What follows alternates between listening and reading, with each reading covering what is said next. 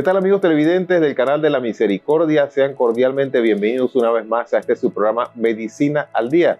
Y bueno, lo prometido es deuda, ya que quedamos en el programa anterior con nuestro invitado especial, el doctor César Cuero. Nuevamente, bienvenido, doctor. Sí, estamos cumpliendo con los televidentes. Con la promesa, así es, doctor. Y bueno, estábamos compartiendo en el programa anterior sobre la enfermedad renal crónica. Y muy interesante, mucha tela que cortar. Sin embargo, hoy vamos a estar hablando un poco sobre el trasplante renal. Y vamos un poquito a definir, doctor, de qué se trata, qué es un trasplante y ya específicamente un trasplante de riñón, un trasplante renal. Sí, habíamos señalado en el programa anterior que la enfermedad renal crónica tiene dos modalidades de tratamiento, ¿no?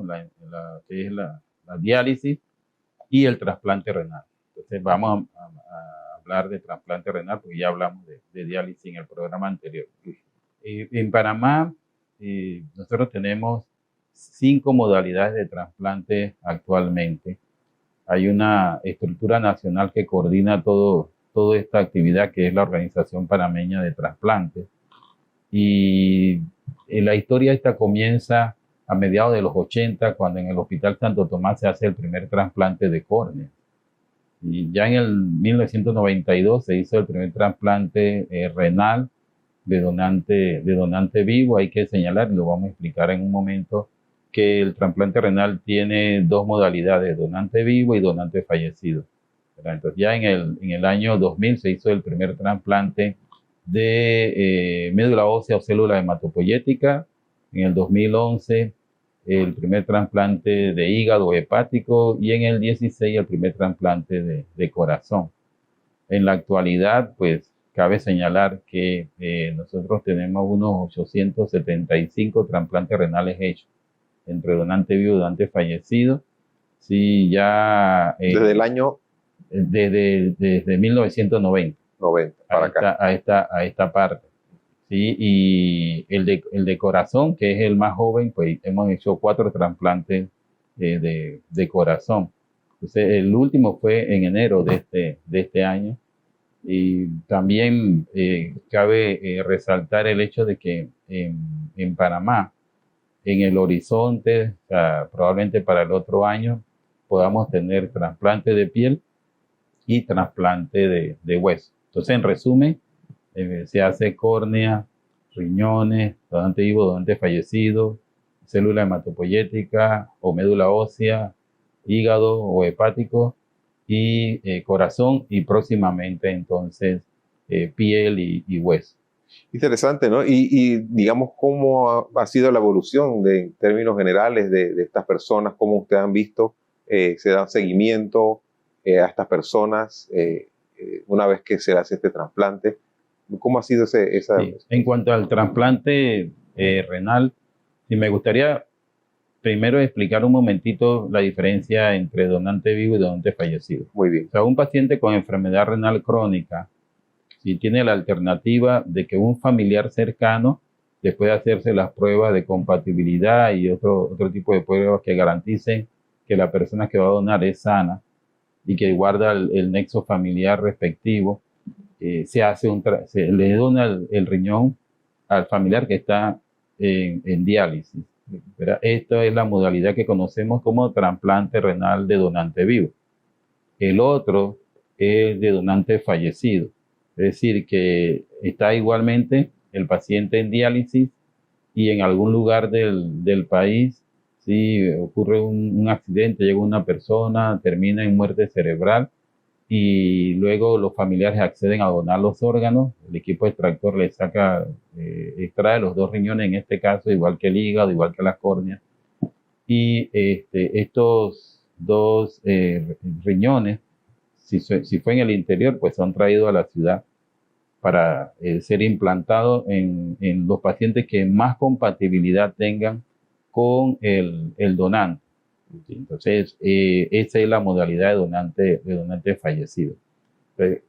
En cuanto a los mismos trasplantes renales, ¿qué pasa con estos pacientes una vez que reciban los riñones? Pues desde ese momento como nosotros decimos, se casan con nefrología, que es la que lo sigue. Los urólogos son los que hacen la cirugía de trasplante y los nefrólogos los que siguen a los pacientes mientras su riñón le esté funcionando. Y cabe destacar que para ello, entre otras cosas, se utilizan unos medicamentos que nosotros llamamos inmunosupresores, que tienen la responsabilidad de bloquear la situación de que se pueda dar un rechazo. ¿Sí? Recuerden que ese riñón no es de la persona, es de otra persona. Entonces el cuerpo lo reconoce como que no es de él y monta una reacción que nosotros llamamos reacción de rechazo y se daña el riñón. Para ello están los medicamentos inmunosupresores que evitan esa reacción. Y al final, en algunas ocasiones, la cosa va tan bien que el cuerpo termina aceptando al riñón como propio, ¿verdad? Pero permanentemente hay que utilizar esos medicamentos inmunosupresores mientras los riñones funcionen. Fuera de eso, hay otros cuidados, ¿no? Como ya conocemos, pues mantener la presión dentro de límites normales. Si es un paciente diabético, porque de hecho los diabéticos también se trasplantan, y mantener los niveles de azúcar normal, igual como ya habíamos explicado, que es el manejo de este tipo de pacientes. Y en ese sentido del trasplante en nuestro país, en Panamá, ¿cómo va esas donaciones? Porque se ha hecho durante un tiempo, se ha hecho como mucho énfasis en donaciones, por ejemplo, de córneas, pero tal vez no se ha dado a conocer tal vez lo suficiente el hecho de donar otros órganos. ¿Cómo va esa evolución de las personas en general en cuanto al donar sus órganos, en este caso también los riñones? Sí, en Panamá, a pesar de que nosotros como población en forma general somos muy altruistas, ¿no? y nos gusta cooperar, y todavía no hay una cultura de donación bien enraizada en la población. En términos generales. Sí, y esto se debe a múltiples causas, pero sobre todo de tipo culturales y religiosas.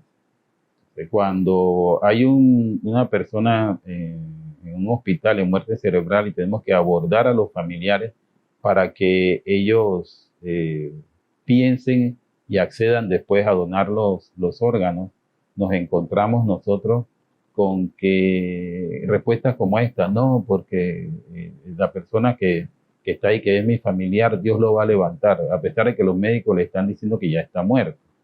Tiene muerte cerebral, ya está muerto.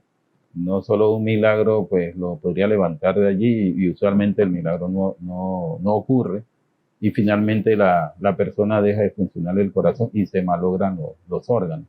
Y lo otro es de aspecto religioso, sobre todo con nuestros hermanos separados, que algunos pastores comienzan a orar, a hablar con los familiares, que tengan fe, que Dios lo va a levantar de allí, a sabiendas que eso, o sea, no tenemos ninguna duda del poder de Dios, pero Dios no va a levantar a todos los que están allí muertos. Eso lo sabemos, por consiguiente tampoco es razón. Entonces, falta mucho más sensibilizar más a las personas que entiendan que el donante, que ya está muerto, porque los médicos le dicen ya su familiar está muerto, ¿no? Y tienen la opción de donar los órganos antes de que el corazón se le pare, que ya es el último evento que ocurre. Y también en algunos hospitales también hemos sentido el resentimiento de los familiares, porque consideran que no se hizo todo lo que se podía hacer por su deudo, y que no se le dio un tratamiento adecuado, etcétera, etcétera, etcétera. O sea, que son todos problemas de orden cultural que pueden ser resueltos. Nosotros, con el apoyo de los medios de comunicación social, periódicamente hacemos campañas para concientizar a la gente al respecto. Es obvio que se necesita que estas campañas sean más constantes, ¿sí? Más constantes, para que la gente reciba el mensaje y se vaya perdiendo el temor, como ocurre, por ejemplo, en Brasil, en Argentina, en Chile, en Uruguay, que ya tienen un nivel cultural diferente y aceptan más la donación, y esto no es tanto problema. Pero en otros países vecinos nuestros, como Costa Rica, Colombia que tiene una gran trayectoria en trasplante, y ellos tienen muchos problemas para concienciar a la gente con relación a esto, y es lo que le pedimos a la comunidad. ¿Por qué? Porque nosotros cada día tenemos más personas esperando un trasplante. Es lo que nosotros llamamos lista de espera. Si bien nosotros tenemos unos 2.500 pacientes en diálisis, tenemos actualmente unos 133 pacientes ya listos esperando un riñón. Y lo triste, ¿verdad?, es que algunos de esos pacientes van a fallecer esperando un trasplante de riñón, porque todavía las donaciones en Panamá no son todo lo óptimo que deberían ser. Por eso es que es tan importante este asunto de la donación, de promover la donación de órganos. En cuanto a ese punto también, doctor, de la donación, ustedes, la persona que va a recibir, o mejor dicho, el donante, cuando ustedes se acercan a los familiares de esa persona que está ya a punto de fallecer, ¿en general se hace en los hospitales, o esto cómo es el proceso para que una persona pueda donar? Es decir, lo puede hacer voluntariamente, la persona dice, yo quiero, me van a operar y si muero, yo autorizo que me donar tal cosa. O se le pregunta después a los familiares, o esto es recurrente, se hace siempre en los hospitales o no. ¿Cómo es ese proceso? Sí, bien. En este campo o materia de la donación de órganos, o sea, la estructura que lideriza la Organización Panameña de Trasplante, implica que en cada uno de los hospitales nacionales, los de aquí de la capital, y en los hospitales provinciales, haya médicos que han sido entrenados por la Organización Panameña de Trasplante y que han tomado cursos tanto aquí en Panamá como en España, ¿sí?, para capacitarlos para, primero, ellos están de turno todos los días de la semana. Uno, pues, está de turno todos los días de la semana detectando posibles candidatos a ser donantes de órganos. Una vez que esto ocurra en alguna unidad de cuidados intensivos o en alguna cuarto de urgencias, entonces ellos van a proceder, ¿no?, a darle seguimiento a este potencial donante de órganos hasta que llegue a muerte cerebral. ¿Y cuánto tiempo tiene que pasar para que se pueda, la persona estar habilitada para donar? En el momento de la muerte, ¿cuánto tiempo debe pasar o no debe pasar?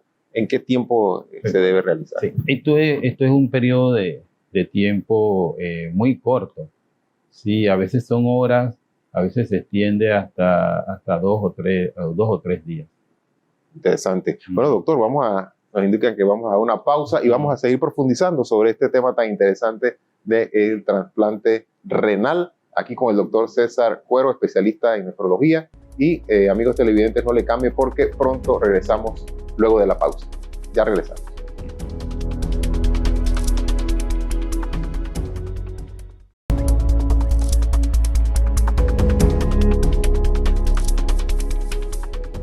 De vuelta, amigos televidentes del canal de la Misericordia, nuevamente aquí compartiendo con el doctor César Cuero sobre este tema interesante del trasplante renal. Y doctor, estábamos pues compartiendo un poco ese proceso, cómo es tanto de personas vivas y de personas recién fallecidas, ya sea que voluntariamente quieran donar su órgano y autorizar a los familiares, o una vez que la persona haya fallecido, cuánto es el tiempo. Ya nos indicó algo de esto, sí, pero profundícenos más al respecto. Sí, claro.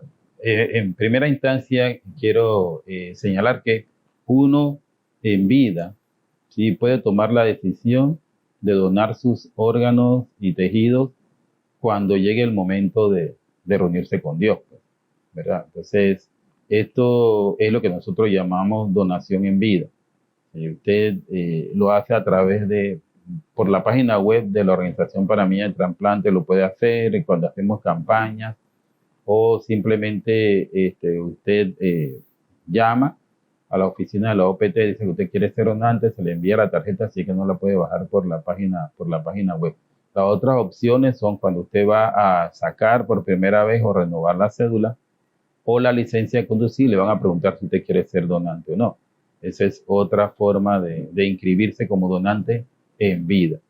Lo que sí es importante es que usted le diga a sus familiares que usted decidió ser donante. De tal forma que cuando llegue el momento, si así Dios lo permite, entonces ya los familiares sepan y respeten su voluntad que usted emitió en vida. Pues, si usted en vida no dijo que quería ser donante y lamentablemente pues llega una situación de salud que lo lleva a muerte cerebral, entonces los familiares igual se les va a preguntar si quieren ser donante o no. Entonces aquí viene la pregunta. ¿Cuándo una persona puede ser donante de órganos? Nosotros, como ya dijimos al principio, nosotros hacemos trasplantes de donantes fallecidos de órganos, que serían los riñones, el hígado y el corazón, ¿verdad? Entonces, para poder sacar estos órganos de la cavidad abdominal, donde están, se requiere una condición especial que se llama muerte cerebral. Por consiguiente, si una persona llega ya con el corazón parado al hospital o hace un paro cardíaco, no nos sirve para ser donantes de órganos, pero sí nos sirve para ser donantes de tejidos. En Panamá, nosotros el tejido que actualmente cosechamos son las córneas. Entonces, para las córneas no se requiere que el paciente esté en muerte cerebral. Entonces, la condición de muerte cerebral, como lo dice su nombre, es que el cerebro dejó de funcionar. O sea, no le está llegando sangre por algún traumatismo que haya tenido. Entonces, si usted ya el cerebro le dejó de funcionar en cuestión de horas, ¿sí? El cuerpo se va a ir apagando hasta que finalmente el corazón se para. Entonces, eso es una evolución natural, que puede demorar 6 o 8 horas del momento en que usted se le declare que ya está en muerte cerebral. Y oficialmente, cuando se declara en muerte cerebral, es importante que todos sepamos y entendamos que los médicos tratantes que hacen el diagnóstico firman el expediente diciendo que el paciente murió. Entonces, en cuestión de horas, pues, como expliqué, va a pararse el corazón. En ese lapso de tiempo, si el paciente es un potencial donante de órganos, entonces se le aplican algunos medicamentos, se le mantiene en el ventilador para ganar tiempo. Y ese tiempo se puede extender hasta 3 días promedio para ubicar a los familiares, informarles a los médicos tratantes que la persona ya falleció, y después entonces estos médicos entrenados por la Organización Panameña de Trasplante abordan a los familiares y les solicitan los órganos. Si ellos dicen que sí, entonces el cuerpo es llevado al salón de operaciones, se extraen los órganos y después van a implantarse en las personas que están esperando. Entonces, esto es bien importante entenderlo, y esto es parte del problema del por qué no aumentan las donaciones, porque pues uno cuando tiene un familiar, a pesar de que el médico le dijo que ya falleció, porque nadie que tenga el cerebro sin función puede recuperar la vida, pues ya la vida terminó allí, y en cuestión de horas pues va a ser la evidencia final del proceso cuando se pare el corazón, pero ya la persona está muerta, ¿no? Entonces viene el asunto de que los familiares no quieren donar porque tienen la esperanza de que como lo ven allí conectado al ventilador, pues Dios lo lleve a la vida nuevamente, y todo este asunto de lo que ya conversamos. Pero definitivamente, o sea, nadie en muerte cerebral pues va a recuperar la vida porque ya la vida se perdió. Entonces, esto es un concepto que hay que seguir insistiendo porque no se entiende. Sí, no se entiende mucho, ¿no? Porque uno en esa situación, uno ve al familiar, uno entiende que si el corazón se paró, pues ya, lo llevan a la morgue. Como no lo llevan a la morgue porque estamos manteniendo artificialmente unas cuantas horas más, buscando la opción de la donación, pero Si se dice que no, pues igual el corazón se va a parar, porque esto es una carrera contra el tiempo, una vez que se declara la muerte cerebral. Es decir, doctor, que la condición de la persona que ha muerto para poder donar tiene que ya sea a través de muerte cerebral o funcionando algún... lo que ocurre es que cuando la persona está en muerte cerebral, o sea, está legalmente muerto, pero nosotros no podemos hacer que el corazón se pare enseguida. Porque los mecanismos de descarga eléctrica que tiene a través de la columna, o sea, de la parte que está dentro de la columna que se llama médula, ¿sí? Ellos van produciendo descargas eléctricas que mantienen todavía en función, ¿sí? Algunos órganos como el corazón, básicamente. Pero eso se va a ir apagando lentamente hasta que ya cesen las descargas y se para el corazón. Y es cuando se lleva entonces el cuerpo a la morgue. Este periodo puede durar varias horas hasta que el corazón se pare. Y ahí es donde hay que aprovechar. Se aprovecha, sí, por eso le digo que es una carrera contra el tiempo, para poder localizar a los familiares, que los familiares vivan su duelo y después abordarlos para lo de la donación. Pero uno tiene que recordar, como bien dijo nuestro arzobispo una vez, y es el hecho de que en el cielo los órganos no le sirven a uno, porque uno no necesita entrar al cielo con sus órganos, pero en la tierra sí lo necesita. Entonces váyase al cielo y deje los órganos en la tierra, dice el arzobispo, y eso es así, eso es parte de la realidad de la actividad de la donación de órganos. De la propia naturaleza humana. Doctor, y entonces, resumiendo, ¿qué personas serían entonces candidatos a donar y qué personas son candidatas a recibir la donación? Sí. Nosotros no tenemos límite de edad para ser donantes en vida. El único requisito, son dos requisitos. Uno, que tenga 18 años, o sea mayor de edad por ley, y dos, que tenga el deseo de donar.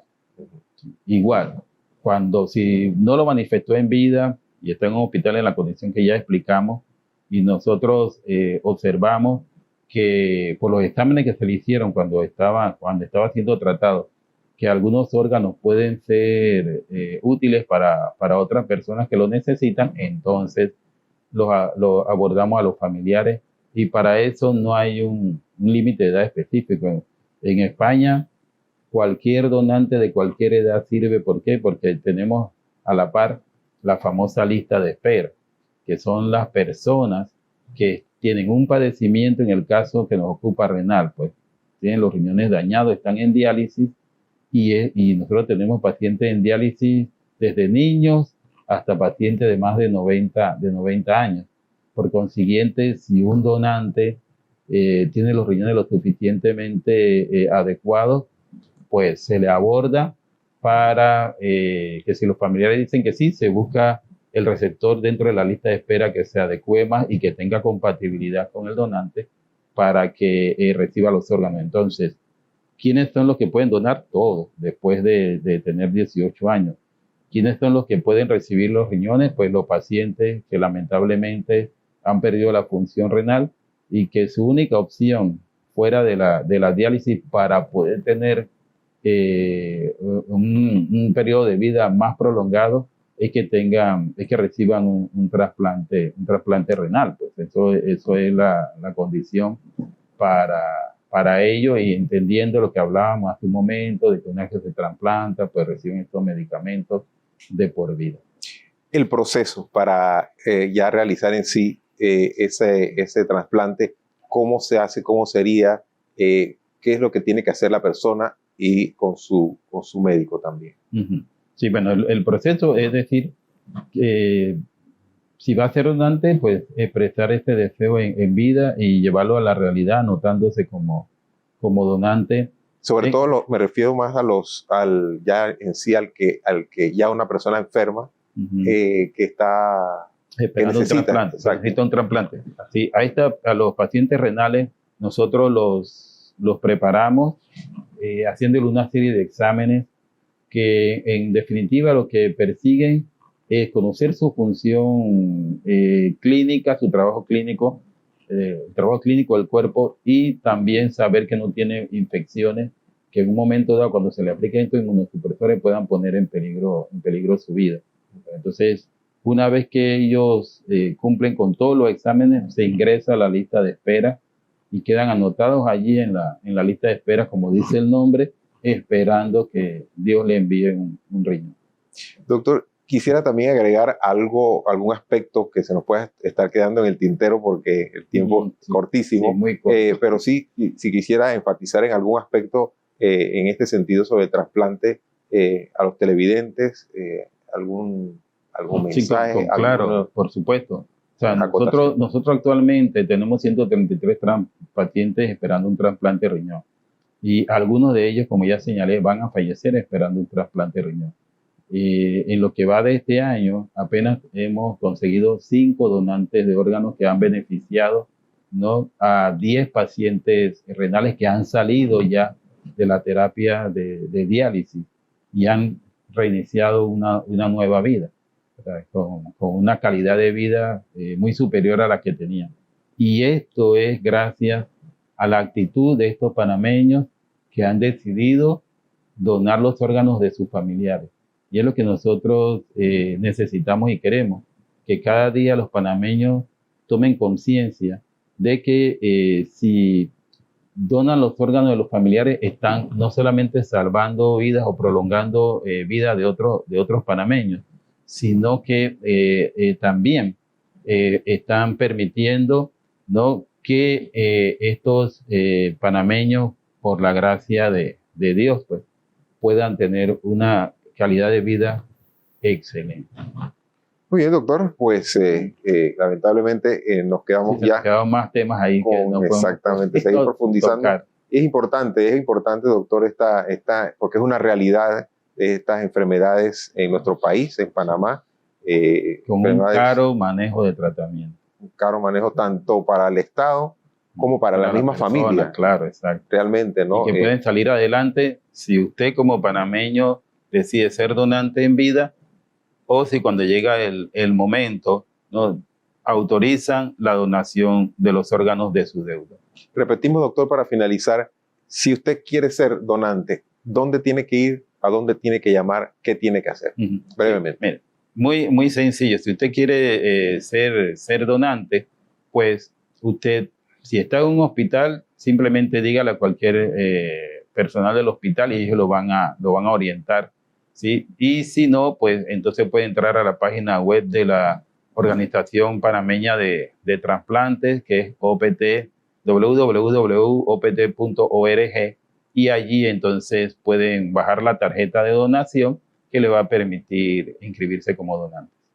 Muy bien, gracias, doctor. Gracias, doctor César Cuero, especialista en nefrología, y pues seguro que lo vamos a tener, Dios primero, en próximos programas aquí en Medicina al Día, aprovechando todos esos conocimientos, claro, ¿no? Y aprovechando que también ya es de la casa, así que en familia. Sí. Bien, amigos televidentes, de esta manera culminamos su programa Medicina al Día. Los esperamos, Dios mediante, la próxima semana con más informaciones, con más ponernos al día de lo que sucede en la medicina en Panamá y en el mundo. Hasta la próxima.